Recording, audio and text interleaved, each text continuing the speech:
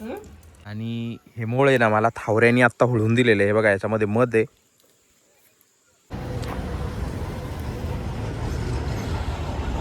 नमस्कार मित्रांनो, आपले पुन्हा स्वागत आहे एका नवीन ब्लॉगमध्ये. तर कालच्या ब्लॉगमध्ये मी तुम्हाला दाखवलं होतं का आमची इथं गहू चुरून आणलेला आहे. आज नेक्स्ट डे, सकाळ झालेली आहे, 7-7:30चा टाईम झालेला आहे आणि आमच्या घरच्या लेडीजची तयारी चालू आहे कुरडयाची. तर इथं मी जेव्हा बाहेर आलो, श्री उठल्यानंतर म्हणजे मुलगा उठू तोपर्यंत मी त्याच्याजवळच झोपलेलो असतो. तर तो उठला आणि मी जेव्हा बाहेर आलो तेव्हा बघितलं कुरडयाची तयारी चालू झालेली आहे. हा एक सोऱ्या आहे, हा लोखंडाचा आहे, याला पायाचा सोऱ्या म्हणतात. आणि जो रुचीच्या हातामध्ये आहे त्याला हात सोऱ्या म्हणते, तो पितळाचा आहे. आता इथं साडी वगैरे आथरलेली आहे, याच्यावर कुरडया करण्याची तयारी चालू आहे. तर हे अजून पण हात सोरे आणलेले होते, जवळपास 4-1 सोरे होते. आमचे घरचे 2 आहे आणि 2 बाहेरून आणले होते, शेजारच्या इथून आणलेले. पाणी वगैरे ठेवलेलं होतं, त्याच्यामुळे घरी राहिलेली आहे. तू आज कुरड्या बनवण्यासाठी घरी राहते. कुरडया, हा तू नसती तर कुरडया होणारच नाही म्हणा. आणि रुची खूप इंटरेस्टेड होती आणि रुचीने काय केलं होतं ना, आज सुट्टी मारली होती शाळेला, तिला कुरडया बघायच्याच होत्या.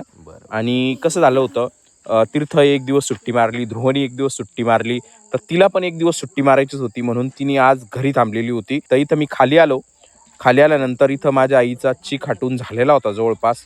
तर आता ती वाफ काढण्यासाठी ठेवत होती त्या कुरडयाची, म्हणजे व्यवस्थित तो हळूहळू शिजल. लाकडं पण कमी केलेले होते बऱ्यापैकी, मोठमोठे लाकडं होते चुलीमध्ये. आणि माझी आई ना हे पितळाचं जे पातेलं आहे ना, ते विशेषतः फक्त कुरडयालाच काढते बरं का, दुसऱ्या कोणत्याच फंक्शनला काढत नाही. वर्षातून एकदा ते दोनदाच वापरलं जातं ते. एकदा कुरडयासाठी, दुसऱ्या वेळेस ज्वारीच्या पापड्या किंवा बाजरीच्या पापड्यासाठी वापरल्या जातात, दुसरं कशासाठी वापरले नाही जात. आणि खूप जीव आहे माझ्या आईचा त्या, खूप असे साठवून ठेवलेले भांडे आहे तिचे ते. आणि कोणाला हात पण नाही लावून देत किंवा कोणाला काही जास्त हे पण करून नाही देत ती त्या भांड्यांना.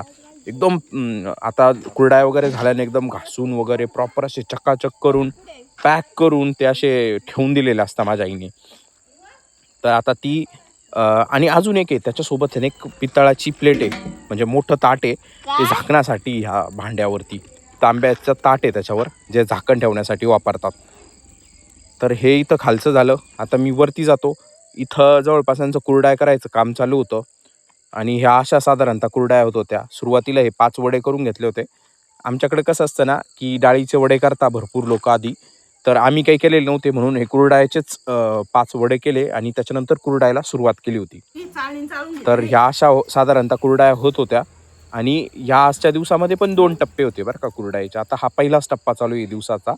आणि ह्या अशा कुरडया साधारणतः येत आहे त्याच्या. वर्क इन प्रोग्रेस आहे साधारणतः, एका सोप्या शब्दात सांगायचं म्हणजे. आणि 8-9 वाजलेले होते, तो ऊन भरपूर जाणवायला लागता, भरपूर म्हणजे भरपूर ऊन जाणवतं. इथं काय झालेलं आहे ना, आंब्याच्या झाडावर कोंबडा गेला होता वरती, तर ध्रुव ही शूटिंग काढतोय म्हणून ही एक क्लिप ॲड केली होती मी.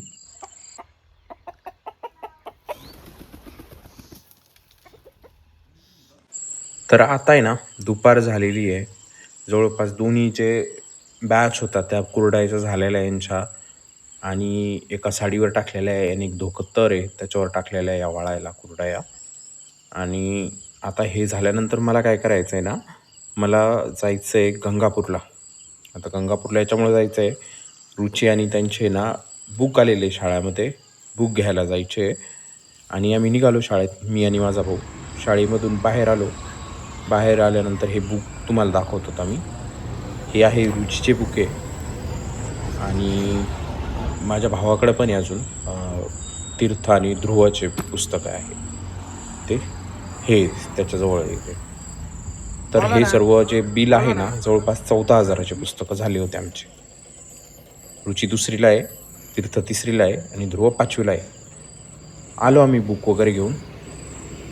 आणि रस्त्यावरती ना एक साई मंदिर आहे, त्या साई मंदिराजवळ आहे ना हा ज्यूसवाला आहे. तर इथं हा ऊसाचा रस पीत बसलो होता मी आणि माझा भाऊ, जो की एकदम फ्रेश बनवून देत होता आणि भारी होता.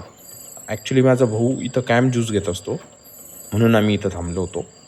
अदरवाईज अजून एक गंगापूर एक जवळ आहे एक ज्यूस, तिथं पण घेत असतो आम्ही.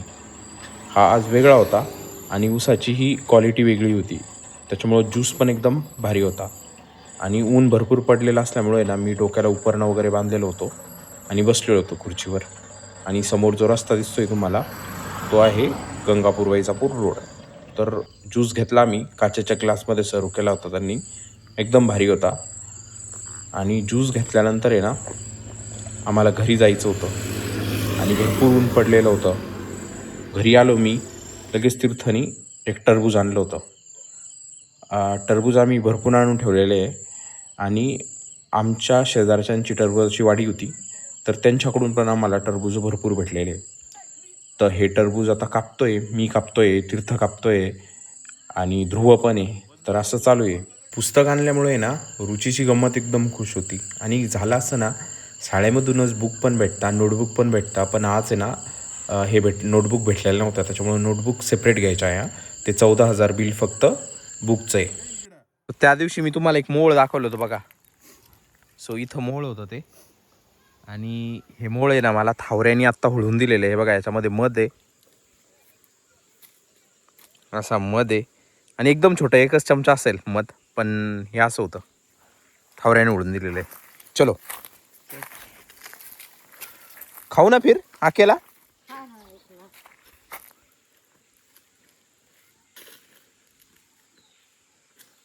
असं आहे बघा मध, एकदम भारी. खातो मी आता. हा मध खाल्ला मी. तर हे जे असतं ना याच्यापासून मेण बनवायच्या पहिले, कुंकू लावण्यासाठी जे मेण असायचं ना त्याच्यापासून बनायचं. हे पाण्यामध्ये गरम करायचं, वरती तेला टाईप तयार होतं आणि ते थंड झाल्यानंतर त्याचं मेण तयार होतं. माझी आई किंवा माझी चुलती पहिली भरपूर करत होती. याच्यापासून मेण तयार होतं म्हणून हे दाखवलं तुम्हाला. मोहोळ खाऊन मी घरी गेलो. घरी गेल्यानंतर रात्र झाली होती, संध्याकाळ झाली होती. तर केशवानी त्यांनी हे जाळ पेटवला होता.